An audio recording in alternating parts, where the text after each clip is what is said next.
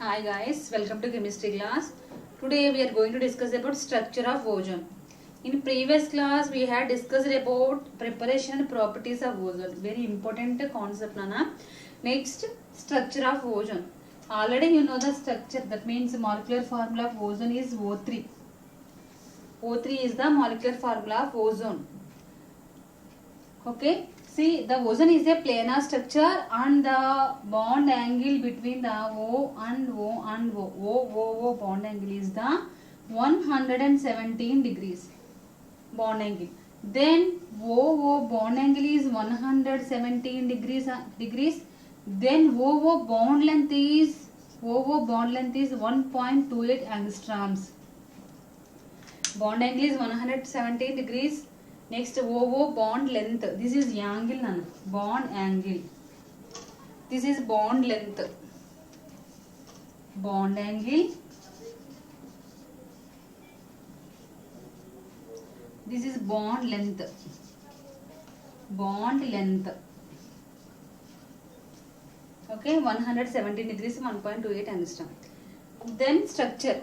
Structure is the, how can we say the structure? O double bond O. This is the structure. This O has the double bond.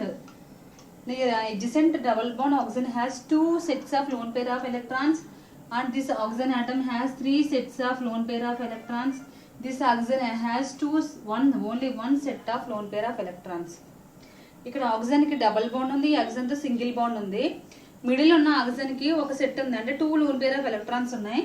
Next ఈ oxygens కి 2 sets of lone pair of electrons, అంటే 4 lone pair of electrons, ఇక్కడ 6 ఉన్నాయి.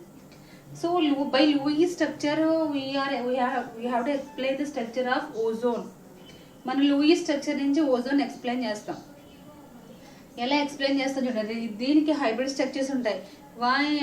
Already మీకు doubt వచ్చే ఉంటుంది, madam ఓకి double bond తీసుకున్నారు, so ఈ ఓకి తీసుకోకూడదా అని. తీసుకోవచ్చు. అలా తీసుకుని అంటే 3 O molecules are the same molecules. 3 molecules are the same. Only oxygen molecules only 3 has same properties. But suppose you have to write the double bond between this oxygen and this oxygen. This oxygen get 2 sets of lone pair of electrons only. Single bonded oxygen atom only getting 3 lone pair of electrons. How can I will explain now? Okay, by Lewis structure. This is the high resonance hybrid structure. These 2 structures are the ozone structures only.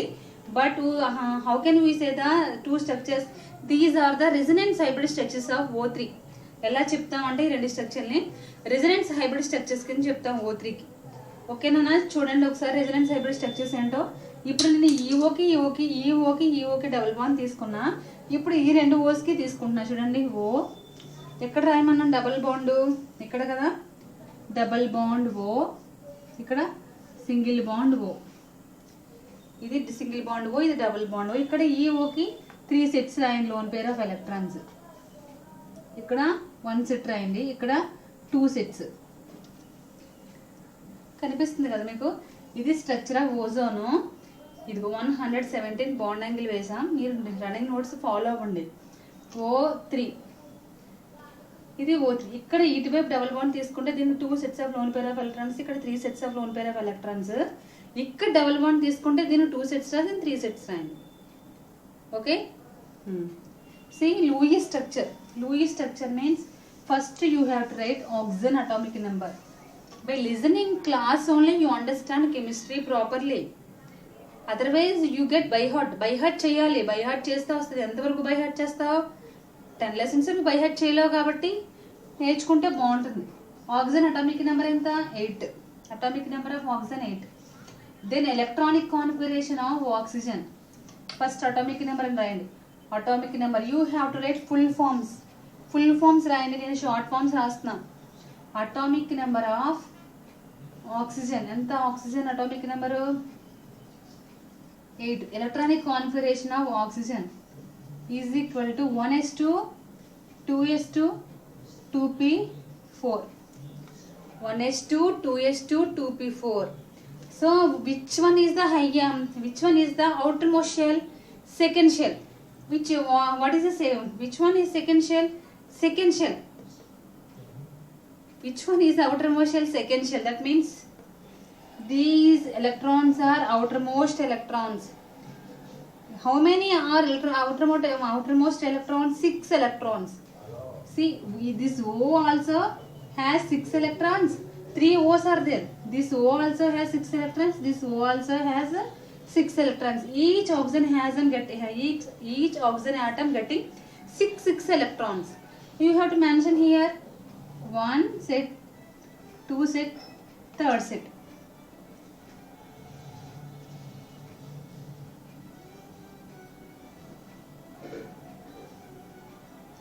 Here also this oxygen has 3 sets of lone pair of electrons. This oxygen also has 3 sets of lone pair of electrons like this.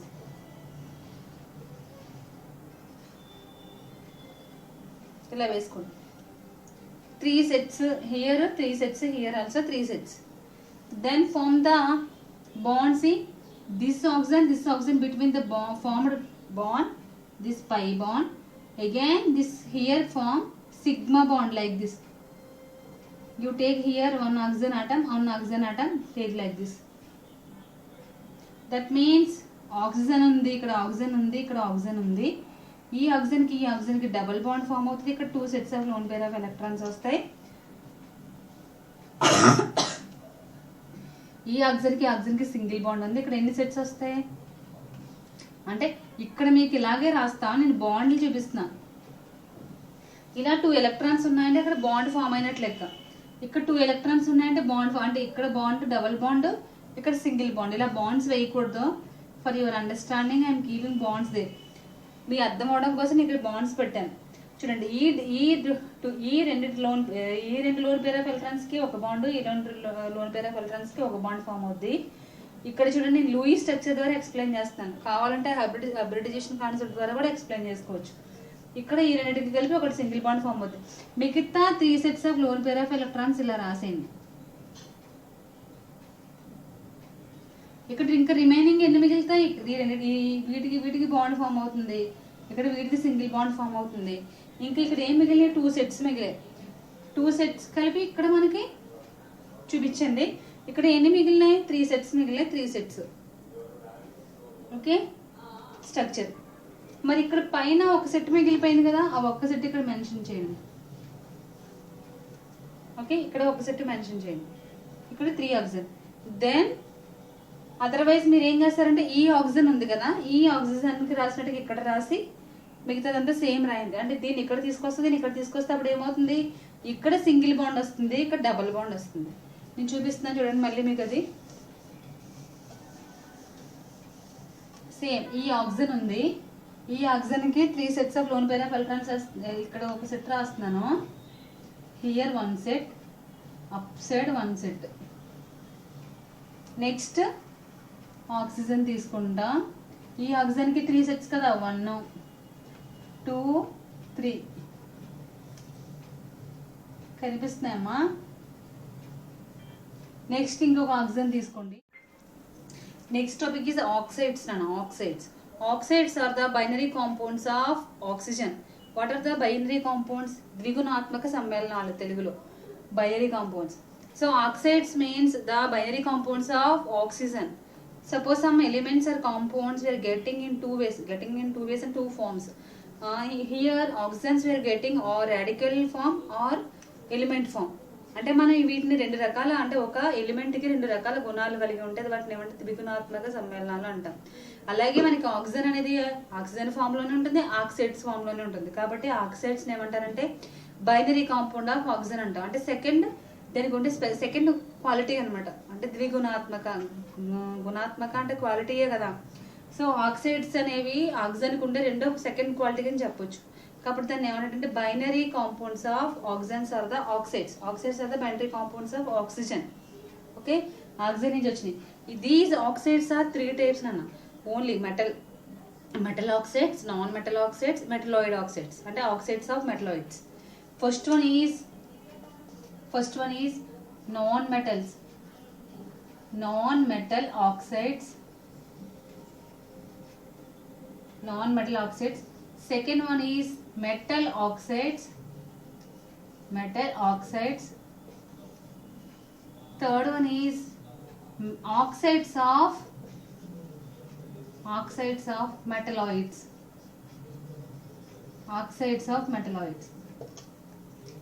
Non-metal aloha oxides అంటే అలోహ ఆక్సైడ్లు, లోహ ఆక్సైడ్లు, next ద్విస్వభావ ఆక్సైడ్లు. ద్విస్వభావ కదా metalloids అంటే లోహాలు, non metals means అలోహాలు, metalloids means అర్ధలోహాలు. So అలోహాలు, లోహాలు, అర్ధలోహాలు. ఇక్కడ ఏమని రాస్తారు? అలోహ ఆక్సైడ్లు, లోహ ఆక్సైడ్లు, అర్ధలోహ ఆక్సైడ్లు అని రాస్తారు. So all non metal oxides are acidic in nature. Acidic నేచర్లో ఉంటాయి నాన్న, ఎసిడిక్ మీడియంలో ఉంటాయి. నెక్స్ట్ మెటల్ ఆక్సైడ్స్ వచ్చి బేసిక్ మీడియం, అంటే ఇది క్షార స్వభావాన్ని, ఆమ్ల స్వభావాన్ని కలిగి ఉంటుంది. నాన్ మెటల్ అంటే అలోహ మెటల్ ఆక్సైడ్స్ అనేవి ఆమ్ల స్వభావాన్ని కలిగి ఉంటాయి. మెటల్ ఆక్సైడ్స్ లోహ ఆక్సైడ్లు అనేవి క్షార స్వభావాన్ని, బేసిక్ నేచర్ని కలిగి ఉంటాయి. నెక్స్ట్ ఆక్సైడ్స్ ఆఫ్ మెటలాయిడ్స్ అంటే ఏంటి? మనకి అర్ధలోహ ఆక్సైడ్లు అనేవి ఎంఫెడరిక్ అంటే ద్విస్వభావాన్ని కలిగి ఉంటాయి, రెండింటిని కలిగి ఉంటాయి. అంటే ఎంఫెడరిక్ ఇన్ నేచర్ అని రాస్తారు. అంటే అది ఎసిడిక్ నేచర్ని చూపిస్తుంది. బేసిక్ అంటే క్షార స్వభావాన్ని చూపిస్తుంది, ఆమ్ల స్వభావాన్ని చూపిస్తుంది. Okay, oxides are 3 types. First one is non metal oxides, metal oxides, next oxides of metalloids. Example చూద్దాం. Non metals means examples: carbon dioxide, CO2, sulphur dioxide, SO2, NO2, nitrogen dioxide, like that etcetera. Next metal oxides. Metal means sodium అంటే Na2O, next calcium oxide CaO, next potassium K2O etcetera.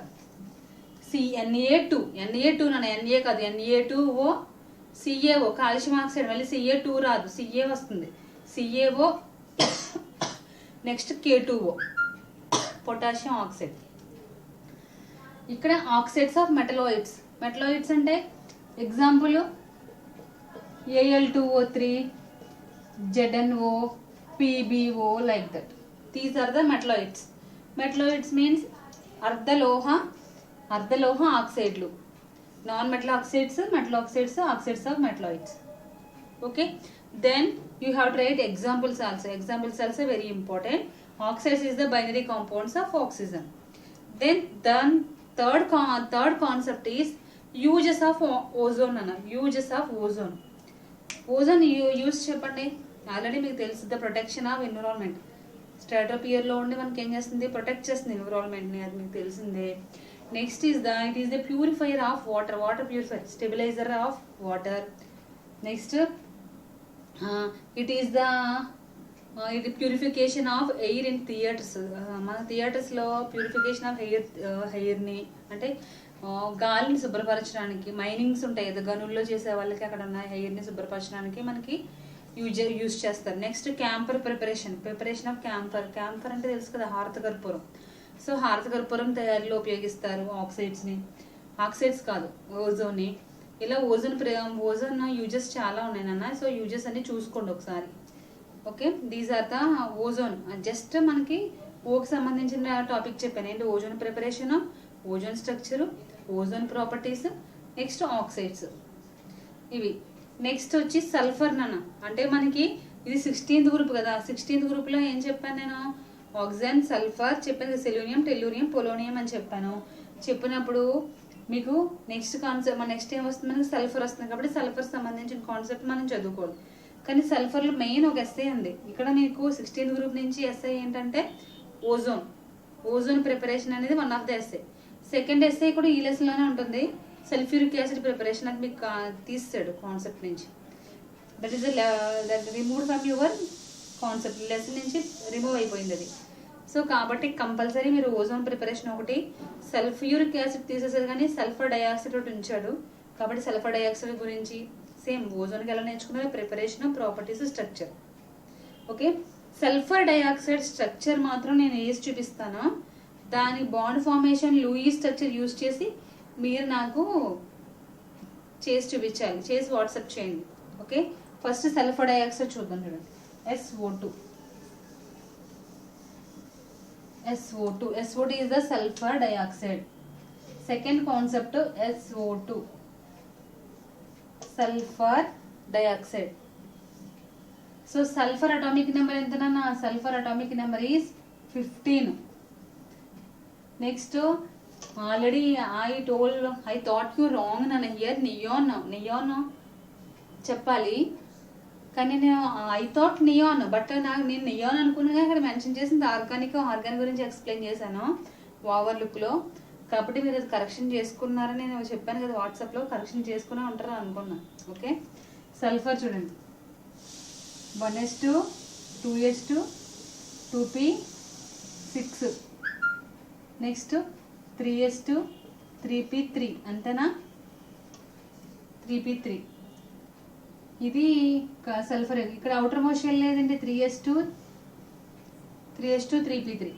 అంటే ఒక ఎస్లో ఎన్ని ఉన్నాయి? 5 ఉన్నాయి. 1 2 4 వచ్చేసాయి కదా, 5 ఉన్నాయి ఒక ఎస్కి. ఆక్సిజన్కి ఎన్ని ఉంటాయి మీకు తెలుసు కదా, ఆక్సిజన్లో కూడా అంతే కదా, 6 ఉంటాయి. ఎంత ఉంటుంది ఆక్సిజన్కి? 1s2 2s2 2p4 కదా ఆక్సిజన్. అంటే మనకి ఇక్కడ ఎన్ని వస్తాయి? సరిపోయింది, ఇది సల్ఫర్ 16 కదా, 16 అని sulphur, sorry I'm sorry to say 16. 2p4 అంటే ఎన్ని రాస్తారు? 6 రాస్తారు. అలాగే ఆక్సిజన్కి ఇక్కడ 6 తీసుకుంటారు, ఇక్కడ ఆక్సిజన్కి కూడా 6 తీసుకుని అవుటర్ మోస్ట్ షెల్, అంటే ఇవన్నీ ఒకే గ్రూప్ ఎలిమెంట్స్ కాబట్టి మనకి అవుటర్ మోస్ట్ షెల్లో కంపల్సరీ 6 ఎలక్ట్రాన్స్ ఉంటాయి. చూసుకున్నాను, మళ్ళీ 16 రాయండి. నేను 15 చెప్పాను, 15 రాస్తారు. పాస్ plus 15 sulphur 16. Next 1s2 2s2 outermost shell చూసుకుని దాన్ని బట్టి మీరు స్ట్రక్చర్ ఏమొస్తుందని మీ సొంతంగా ట్రై చేయండి. రాకపోతే నెక్స్ట్ క్లాస్ నేను ఎక్స్ప్లెయిన్ చేస్తాను. Okay, next sulphur dioxide. ఈ allotropic forms of sulphur dioxide. What is the allotropy? Altrophy already we discussed in your previous class. What is altropy? Having same chemical formula or physical property? Having same chemical properties or physical properties? Say once. Next, altrophy nana. Altrophy is the chemical compounds having same physical forms but differ in chemical properties. In previous class we discussed about carbon, diamond, next fullerene. Okay, so here we have discussed about altropic forms of sulfur altropic forms. Sulfur altropic forms are the alpha, beta, gamma nana. Alpha sulfur, beta or gamma sulfur. So alpha sulfur is called as rhambic sulfur, beta sulfur is also called as monoclinic sulfur, gamma also gamma sulfur only. Alpha, beta, gamma స్టేట్స్లో మనకి sulphur ఉంటుంది. These are 3 are the crystalline forms of sulphur. స్ఫటిక రూపాంతరాలు అనమాట ఇవి. మనకి ఆల్ట్రోపిక్ form అంటే రూపాంతరతే కదా. సో ఈ రూపాంతరతలో ఈ ఆల్ఫా, బీటా, గామా అనేవి, ఈ 3 అనేవి ఏంటంటే స్ఫటిక రూపాంతరాలు అనమాట. దేనికి? సల్ఫర్కి. ఓకే, సో ఆల్ఫా సల్ఫర్ని మనం ఏమంటామంటే ర్యాంబిక్ సల్ఫర్ అంటాం. బీటా ఫామ్ నేమో మోనోక్లైనిక్ ఫామ్ అంటాం. Gamma sulphur also is there. These three are the in allotropic forms. S8 form, in S8 form, be in S8 form. S8 form లో ఉంటాయి అన్నమాట. ఈ సల్ఫర్ అనేది క్రిస్టలిన్ గో S8 ఫామ్ ఉంటుంది. So S కి ఉండే bond angle 105 degrees ఉంటుందండి. 105 degrees. And then SS is bond length is 128, not 2.12 angstroms. 2.12 angstroms. This bond length, this bond angle again is a sulfur also having allotropic forms. Allotropic forms means having same physical state but different chemical properties. Okay, alpha sulfur, beta sulfur, gamma sulfur. Alpha sulfur is also called as rhambic sulfur, beta sulfur is also called as monoclinic sulfur, gamma sulfur also this. ఈ 3 సల్ఫర్స్ ఈ స్ఫటిక రూపాంతరాలు అనేవి మనకి S8 form లో ఉంటాయి sulphur అని. So ఈ S8 form లో S కి ఉండే అంటే ఈ బాండ్ యాంగిల్ ఉంది కదా, అంటే ఇలా ఉండదు, ఇలా ఈ బాండ్ యాంగిల్ ఉంటుంది కదా. ఈ ఎస్కి ఉండే 3 Sలకి ఉండే బాండ్ యాంగిల్ 105 degrees ఉంటుందండి. అలాగే ఎస్కి బాండ్ లెంత్ ఉంటుంది కదా. సో ఈ బాండ్ లెంత్ వచ్చి 2.12 angstroms ఉంటుంది. 2.12 angstroms. ఓకే, ఒక్కోసారి ఆల్ట్రోపిక్ ఫార్మ్స్ 2 మార్క్స్లో అడుగుతాడు, అందుకు చెప్తున్నా. 2.12. When we heat the when we apply temperature to the alpha ramic sulfur at 368.5 degrees temperature, 5 Kelvin, that means 5 degrees temperature, the alpha ramic sulfur is converted to the beta monoclinic sulfur. ఇది alpha నుంచి beta ఫామ్కి వెళ్ళిపోతుందండి సల్ఫర్. చూద్దామా ఒకసారి equation. Alpha rhombic sulphur is convert to the beta monoclinic sulphur. Alpha sulfur is converts to the where it is at which temperature 368.5 degrees temperature దగ్గర ఏమవుతుందంటే beta sulphur కింద కన్వర్ట్ అవుతుంది. Beta sulphur. This temperature is known as transition temperature. ఇది transition temperature అంట. Alpha sulphur converts to the beta sulphur. This temperature also known as, ఈ temperature ఏమంటారంటే transition temperature అంటారు. ఆ 3 forms alpha, beta, next gamma. So S8 formula ఉంటుంది కదా, నేను 2 forms చూపిస్తాను. బోట్ ఫామ్, చైర్ ఫామ్ అని 2 ఫార్మ్స్ ఉంటాయి. సో ఈ 2 forms I will show for you. చూడండి ఒకసారి. S8 ఫార్ములా ఉంటుంది కదా, అంటే మనకి Sలు ఎన్ని చూపించాలి? 8 S's చూపించాలి. S, సెకండ్ వన్, థర్డ్, 4, 5, 6, 7, 8 నన్ను దీన్ని W లాగా యాడ్ చేయండి. W లాగా.